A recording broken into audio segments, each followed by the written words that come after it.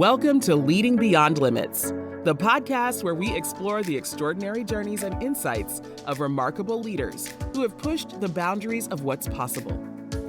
Your host, Angel Radcliffe, who is a digital transformation leader, author, speaker, and financial educator, will lead each episode and dive deep into the stories, strategies, and philosophies that have empowered these exceptional individuals to lead, inspire, and achieve beyond the ordinary. We're about to embark on a journey of discovery and inspiration, and together, we'll learn what it takes to lead beyond limits. So grab your cape, or at least your favorite coffee mug, because we're about to unravel the extraordinary tales of trailblazers who've turned impossible into I'm possible. Let's get started. Everyone agreed in the meeting. Dissent showed up later. Wow. Such a short sentence. Just, what, 8 words? 8 words. But man, does it carry a massive amount of weight. It really, really does. And, it's good to be back in the studio. Today, we're settling in for something a little bit different. We aren't looking at a huge stack of research papers or some new scientific breakthrough. Instead, we're really focusing on a single sharp moment in time. This is a leadership micro-scenario from the Leading Beyond Limits series. Specifically, this is part of their 52 weeks of high-stakes decisions. And the goal here is really interesting. It's all about refining what they call the decision-maker's edge. Right. And before we really get into the weeds, I do have to give a sincere thank you to Angel for, letting us cover this deep dive again for the podcast on these micro scenarios. We always get so much value out of digging into them. Oh, absolutely. They seem so simple on the surface, but then you start to peel them back, and there's so much there. It's a real privilege to explore these. And, thanking Angel is appropriate because this specific scenario, well, it's not comfortable. Yeah. It's actually designed to make you squirm a little. Oh, 100%. When I read that line, everyone agreed in the meeting. Dissent showed up later. I physically felt that. Mm-hmm. It's the classic meeting after the meeting, isn't it? You walk out of the conference room, the door clicks shut, and suddenly the real opinions start flying. In the hallway or on Slack or wherever. Exactly. And that's the tension we're exploring today. But I want to be really clear about our mission for this deep dive. Okay. We're not here to give you a, 5-step plan to stop hallway gossip. Right. We're not doing tactics today. No, install a suggestion box advice. That's too easy. And frankly, it doesn't even work. No. We're exploring the emotional and the psychological architecture of that moment. I like that. The architecture of the moment. Why does it happen? What does it cost us? And maybe most importantly, what does it demand of a leader to stop it from becoming, well, the norm? So let's unpack this. The scenario starts with agreement. Everyone agreed in the meeting. Now, I want to push on that a little bit. Go for it. On the surface, that sounds like a win, doesn't it? If I'm running a meeting, I've got a tight schedule, and everyone just nods and says yes. Isn't that efficiency? It feels like efficiency, for sure. Who doesn't love a meeting that ends on time? It feels like a win because we're all conditioned to think that alignment looks like nodding heads. The scenario points out something crucial here, though.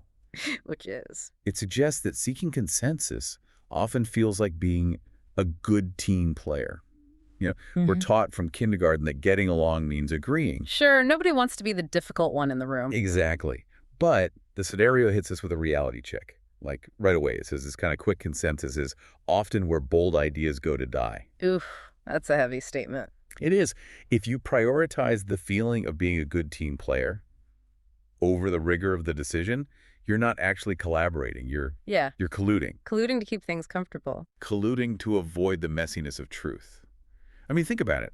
If everyone agrees immediately, have you actually stress tested the idea? Probably not. Or have you just found the lowest common denominator that no one finds objectionable? The scenario frames these moments as gray area moments. Gray area. Okay, so ambiguity. Right. These aren't black and white math problems. There's no textbook solution. If the answer was obvious, you wouldn't need a meeting. You'd just need a calculator. True. When you're in a gray area, universal agreement usually means people are holding something back. It means they're hiding. Okay, so if we know that, as leaders, we know that bold ideas die in consensus, and we know real problems are gray, Right. Why do we do it? Yeah. Why do smart, highly paid professionals sit there and nod when they actually have doubts? Is it Is it just laziness? I don't think it's laziness. I think it's almost biology. Yeah. And this brings us to that idea of safety versus discomfort. The scenario suggests that the silence in the room isn't usually because people lack information. It's not that they can't disagree. It's that they don't want the spotlight that comes with it. So it's a risk calculation. It's a survival calculation. I mean, human beings are social animals, right? In the wild, if you separate yourself from the herd, you get eaten. And in a corporate boardroom. If you separate yourself from the consensus, you get isolated. It's a profound discomfort with risk, with accountability, and with visibility. Let's dig into that discomfort, because it's not just some abstract fear, it's specific. Very specific. If I agree with the group and the project fails, we failed, the team failed, we can all just shrug and say, well, we tried. Exactly. There's so much safety in that collective failure. Yeah. But if I dissent, if I stand up and say, hang on, I don't think this will work, and then I'm overruled, I'm suddenly very, very visible. You're out on an island. You are. Yeah. And what if you're wrong? It's all on you. And that is scary. Yeah. The scenario uses this very specific phrase that I love. What is it? Standing in the gap when your gut says yes and the room says maybe. That's the decision maker's edge right there. That's specific tension. It is. Because it's so much easier to just go with the flow. But, okay, let's talk about the later part. Dissent showing up later. Why later? Why is the hallway safer than the conference table? Because later has zero stakes. Later is the shadows. When you dissent in the hallway after the meeting, or, you text your work friend rolling your eyes. Yeah, we've all done that. You get the emotional release of voicing your opinion without the professional risk of challenging the consensus in the moment. It feels like venting, though. People need to vent, right? It feels like venting, but in the context of leadership, it's really a defense mechanism. It allows you to rewrite history in your head. You can say to your colleague, I knew that was a bad idea. But you didn't put your neck on the line to stop it. You didn't. Oof. That hits hard. It's like stealing the valor of being right without paying the price of being a leader. That is a brilliant way to put it. Stealing the valor. It's just a delay, a hesitation caused by the pressure of the moment. It is so much safer to disagree in the dark than to be the lone voice of conviction in the light. And that gets us to the core of what this whole scenario is about. It's not about meeting management. No, it's about self-trust. Well, let's pivot to that, because the scenario has this definition of leadership I think we really need to highlight. It says, leadership isn't a title you're given, it's the way you decide. I love that definition. It just strips away all the hierarchy. It doesn't matter if you're the CEO or a team lead. Leadership is an act, not a position. And the scenario states that the whole goal of these exercises is to bridge the gap between knowing and doing. That is the gap. That's where the battle is fought. I mean, most leaders know they should invite conflict. Of course. If you ask any manager, should you encourage diverse opinions, they will all say, yes, absolutely. It's management 101. But doing it is different. Doing it when the clock is ticking, the budget's tight, and everyone just wants to go to lunch. That requires real conviction. But hold on. Let me play devil's advocate again here. Please. Sometimes you don't speak up because you aren't sure. You have a feeling, but you don't have the data to back it up. Isn't it irresponsible to slow down a whole meeting just on a hunch? We're always taught to be data-driven. That is the trap of the modern workplace, isn't it? Yeah. We fetishize data to the point where we stop trusting our own judgment. Mm-hmm. But the scenario addresses this directly. It talks about incomplete certainty. Incomplete certainty. That sounds like a nightmare for a type A personality. It is. But in these gray area moments, certainty is almost always incomplete. If you have 100% of the data, the decision is already made. A computer can make it. Right. Leadership is required precisely when the data ends and the ambiguity begins. Waiting for total agreement or, total clarity. Yeah. That's just a form of hesitation. It's an abdication of leadership. So if you wait until the answer is obvious, you aren't leading. You're just observing. Yeah. Precisely. You're just a highly paid witness.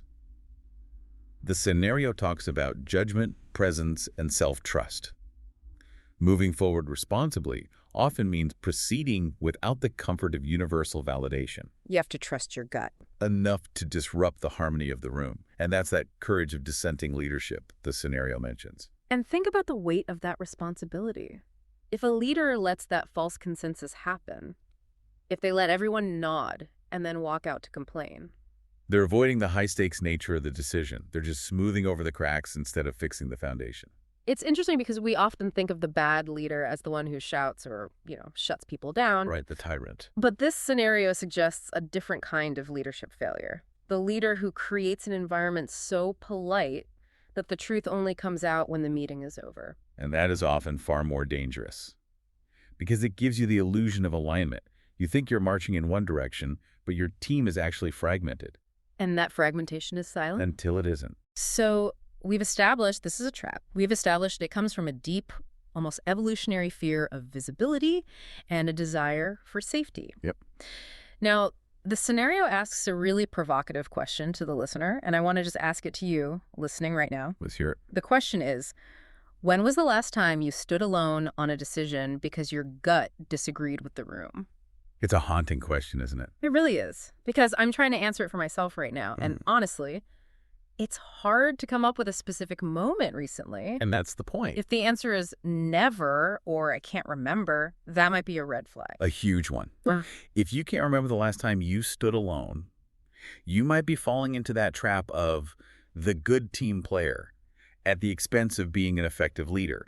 You might be prioritizing your social standing over the success of the outcome. So for the person listening who's realizing, wow, I do this, I let the room sway me, or I let my team agree way too easily, what do they do? And I know we said no tactical fixes, but how should they think about this? Because the instinct is to try and fix the meetings. Okay, new rule, everyone must disagree. Right, and that never works because it's so artificial. We're avoiding the fix because there isn't a mechanical one. You can't just install a dissent box in the conference room. No. This is a matter of character.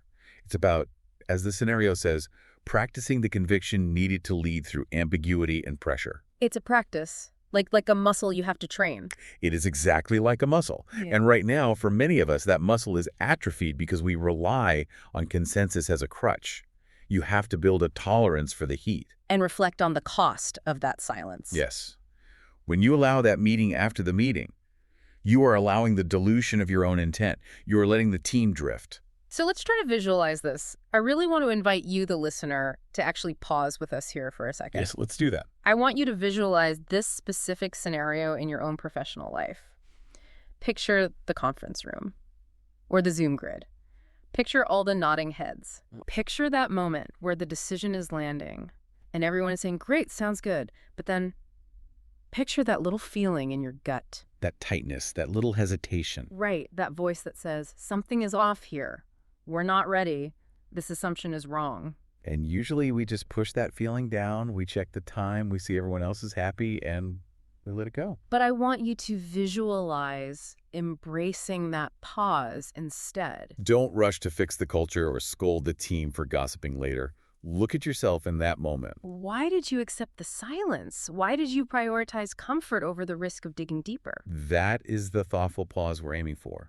It's not about blaming your team for dissenting later. It's about asking why the environment and your leadership made later the only safe time to speak. It really shifts the focus, doesn't it? It stops being about them and starts being about me. That's it. It shifts the locus of control right back to you. You can't control what people say in the hallway. You can't control if they complain to their spouses or on Slack. Right. But you can control the invitation you create in the room. And that invitation has to be genuine. It has to be safe for people to disagree with you, the leader. And that requires you to be okay with being wrong, or at least being challenged, which brings us right back to that idea of incomplete certainty. It all connects. It goes back to self-trust. If your ego is fragile, you will subconsciously demand consensus.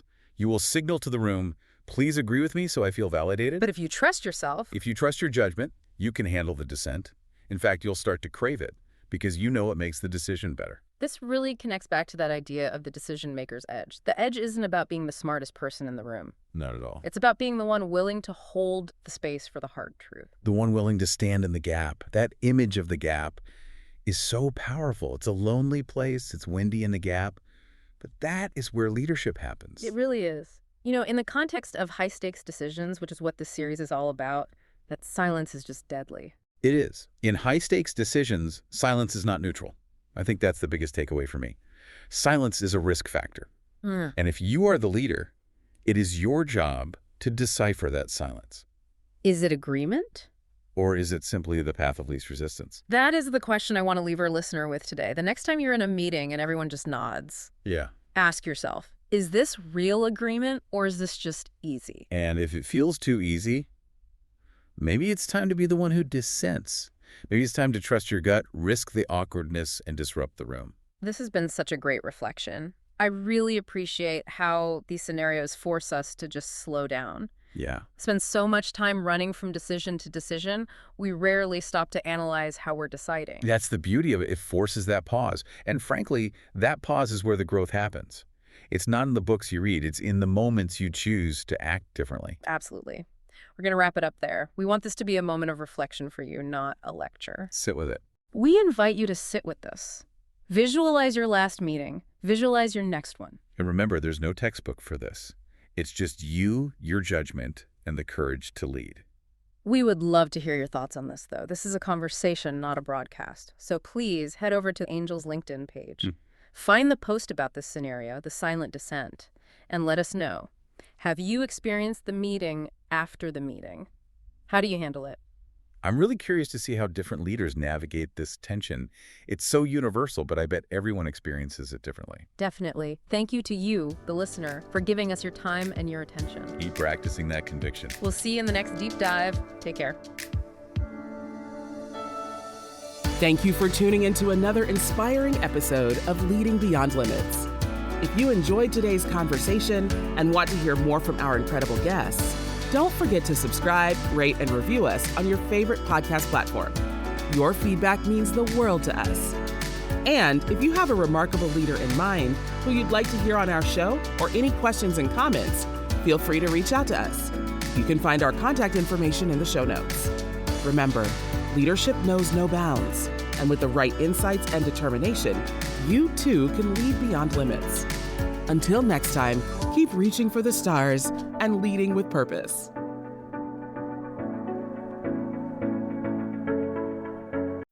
Hey, y'all. As a growing family, my husband and I love game night, especially when it's Wayfair edition. Let's do it. You got to name as many Wayfair furniture and decor categories as you can. Ready? Go.